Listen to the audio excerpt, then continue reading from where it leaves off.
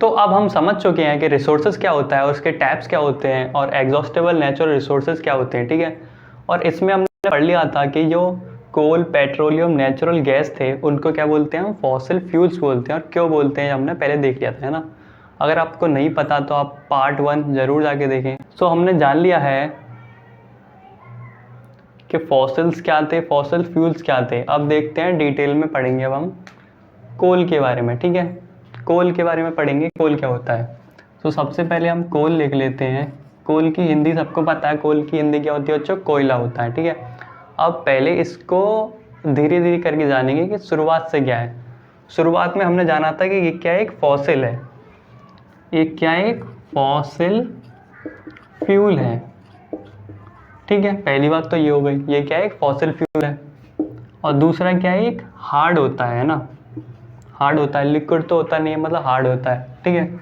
और तीसरा क्या है, ब्लैक कलर का होता है, ठीक है। कोल क्या होता है, एक तो फॉसिल फ्यूल होता है, दूसरा हार्ड होता है और तीसरा ब्लैक कलर का होता है, ठीक है। इतना क्लियर। और इसको हम यूज़ कहाँ कहाँ पर करते हैं, अब इसके थोड़े यूजेस देख लेते हैं। इसको हम यूज़ कहाँ करते हैं, एक तो कुकिंग में करते हैं, अब तो बहुत कम ही करते हैं, पहले ज़्यादा करते थे लोग, है ना। और दूसरा क्या है, रेलवे में करते थे पहले। आपने वो मूवी तो देखी होगी गदर, जिसमें वो सारे मिलके कोयले को ट्रेन में डालते रहते हैं। तो रेलवे में ऐसा यूज़ होता था पहले, ठीक है। और तीसरा क्या है, थर्मल पावर प्लांट। इसको भी आप डिटेल में पढ़ोगे 9th-10th क्लास में। सो शॉर्ट में समझ लेते हैं इसका मतलब क्या होता है। इसका मतलब होता है, मतलब बिजली को बनाने के लिए हम कोयले का यूज़ करते हैं, ठीक है। सो हमने शॉर्ट में जान लिया ये क्या होता है, इसके यूजेस क्या है। अब इसकी स्टोरी जान लेते हैं कि इसकी स्टोरी है क्या, मतलब कि ये बन कैसे रहा है, ठीक है। Story of coal. अब ये स्टोरी किसकी है, कोल की। तो बताया कौन, कोल बताएगा, लेकिन वो बोल तो सकता नहीं है, इसलिए मुझे ही बताना पड़ेगा, ठीक है। तो करीबन 300 मिलियन ईयर पहले, ठीक है। कितने साल पहले, 300 मिलियन ईयर एगो, ठीक है। इसका मतलब क्या होता है, सबको पता है ना,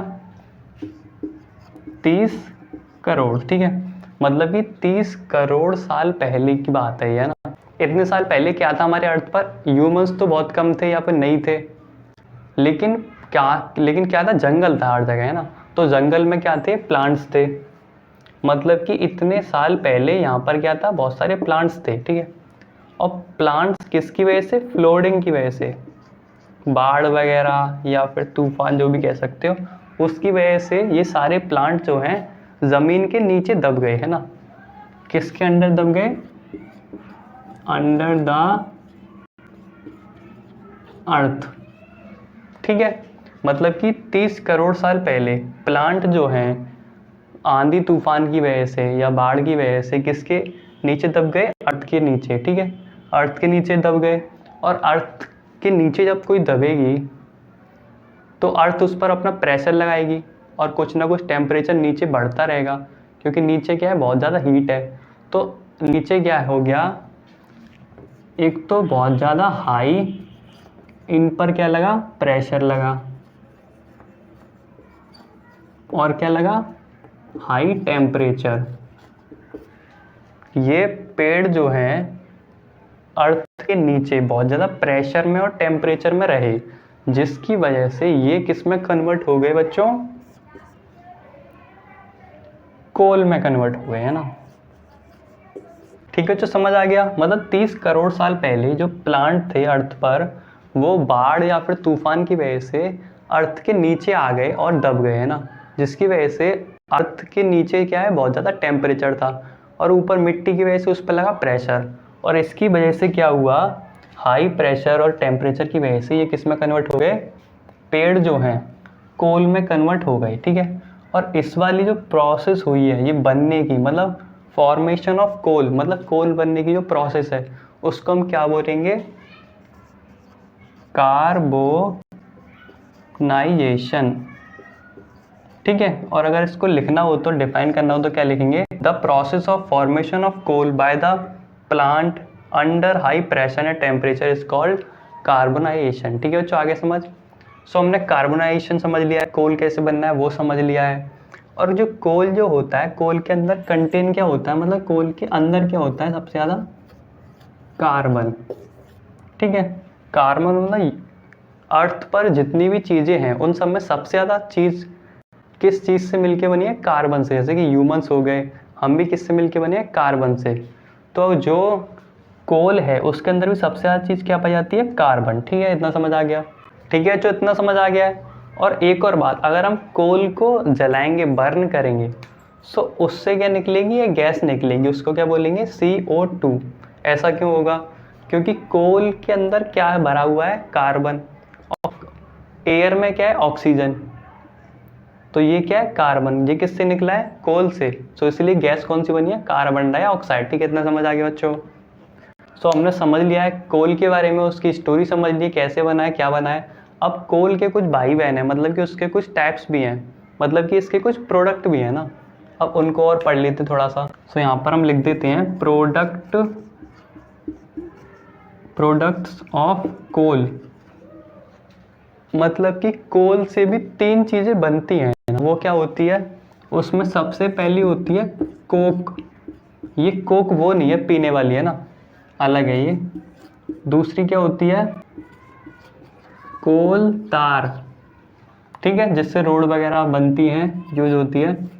तीसरी क्या होती है, कोल गैस। ठीक है बच्चों, अब इनको पढ़ेंगे हम एक एक करके डिटेल में। ठीक है, सो कोक को अगर हम और डिटेल में देखें तो पहली बात क्या होती है, एक तो ये ब्लैक कलर का होता है। ठीक है, ब्लैक का क्यों होगा, ब्लैक सब्सटेंस होता है ना। अब ये ब्लैक क्यों होगा, क्योंकि ये किससे मिलके बना है, कोल से। और कोल खुद काला होता है, तो ये गोरा तो नहीं हो जाएगा, ये भी खुद भी काला ही रहेगा, है ना। और दूसरी चीज क्या है, ये भी कैसा होगा, टफ। टफ कह सकते हैं और हार्ड कह सकते हैं ना, ये कैसा होगा, टफ होगा। और तीसरा क्या है, ये होगा पोरस। पोरस होगा, पोरस का मतलब क्या है, इसमें थोड़े थोड़े छेद छेद से होंगे, है ना, उसको कहते हैं पोरस। और इसके अलावा और क्या होगा, ये कोक जो है इन सब में, इन तीनों में सबसे ज़्यादा प्योर होगा, है ना। सो हम यहाँ क्या लिख सकते हैं, प्योर फॉर्म ऑफ कार्बन, है ना। सर इसका मतलब क्या होता है, जैसे कि आपके पास 1 गिलास दूध है, अगर आपने उसमें 50 ग्राम पानी मिला दिया तो थोड़ा सा कम प्योर हो जाएगा वो। अगर आपने 90 ग्राम पानी मिला दिया तो थोड़ा सा और कम प्योर हो जाएगा। अगर आपने उसमें बिल्कुल भी पानी नहीं मिला है तो वो कैसा रहेगा, पूरा प्योर रहेगा, है ना, दूध। तो ऐसे ही ये कैसा है, पूरा प्योर है, प्योर फॉर्म ऑफ कार्बन, मतलब कि इसमें कार्बन बहुत ज़्यादा है। ठीक है, इसलिए ये कैसा है, बहुत ज़्यादा प्योर है। मतलब समझ आ गया, ये कोक जो है कार्बन का बहुत ज़्यादा प्योर फॉर्म है। ठीक है, समझ आ गया। अब इसका यूज़ देख लेते हैं। ये तो हमने समझ लिया कि ये क्या क्या है, अब इसके बारे में तो पता होना चाहिए इसको यूज़ कहाँ पर करते हैं। सो इसको यूज़ हम करते हैं स्टील बनाने में, मेकिंग ऑफ स्टील। ठीक है, अगर इसके अलावा और भी आपको पता हो यूजेस तो कमेंट में ज़रूर बताना। ठीक है बच्चों, अब देखते हैं सेकंड वाला, कोल तार क्या होता है ना। ये कोल तार किस में यूज़ होता है, सबको पता है, रोड को बनाने में, है ना। लेकिन अभी हम देखेंगे कि इसका यूज़ अब नहीं होता है। ठीक है, सो अब देख लेते हैं ये होता क्या आखिर।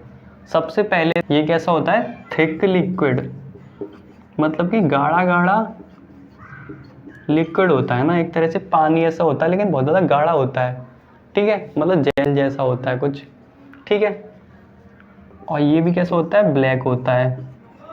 और इसकी स्मेल कैसी होती है, अच्छी नहीं होती। तो अच्छी नहीं होगी तो क्या बोलेंगे उसको, अनप्लीजेंट स्मेल, अनप्लीजेंट स्मेल। ठीक है, ये 3 चीज़ समझ आ गई। तो गाढ़ा लिक्विड होता है, काला होता है, और इसकी स्मेल अच्छी नहीं होती। और इसके अलावा इसमें एक खूबी और होती है, वो क्या होती है, इसमें 200 सब्सटेंस मिले होते हैं ना।